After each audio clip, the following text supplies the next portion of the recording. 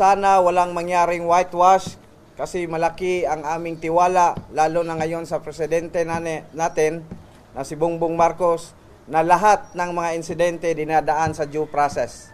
Ang masaklap pa sa nangyari, di ba? Insidente. Yung mga sasakyan ko, nauna ako doon sa ospital. Yung mga sasakyan na aming sasakyan, hindi na pinapasok doon sa Ormoc, yung mga private namin na sasakyan. Hindi talaga pinapasok ng border ng Ormoc. Kaya kayo na lang humusga kung anong klaseng plano to. Ano yung panawagan ninyo? Still ongoing pa naman yung investigation. Ano yung panawagan niyo sa kapulisan sa investigation na ginagawa? Sana walang mangyaring whitewash kasi malaki ang aming tiwala, lalo na ngayon sa presidente natin na si Bongbong Marcos, na lahat ng mga insidente dinadaan sa due process. Yun lang po. Sir, gabi we've learned na pumunta dito yung regional director ng PNP at yung PNP provincial director din ng Leyte. Nagkausap po ba kayo kagabi? Hindi kami nakausap at hindi rin sila pumunta doon sa ospital para mag-interrogate tungkol sa pangyayari.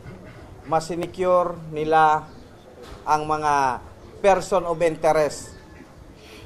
At dito nangyari sa Albuera, nagtaka ako bakit dinala pa nila sa malayong sa region.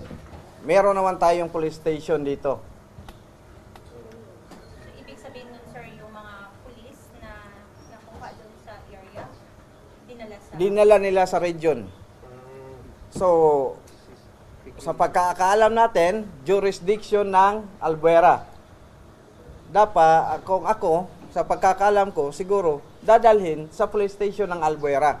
Kaya, sa ngayon pa lang, hindi mawala sa isip ko na may whitewash naman itong mangyayari sa mga pulis na ito. Sa mga person of interest. Anong panawagan niyo sa Pangulo sa pangambanyo na yan?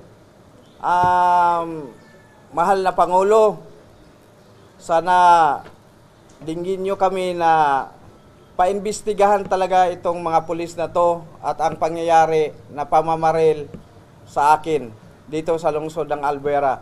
Lalo na kay Speaker of the House, Martin Romualdez, na inasahan namin, sir, na patas ang iyong pang-gobyerno.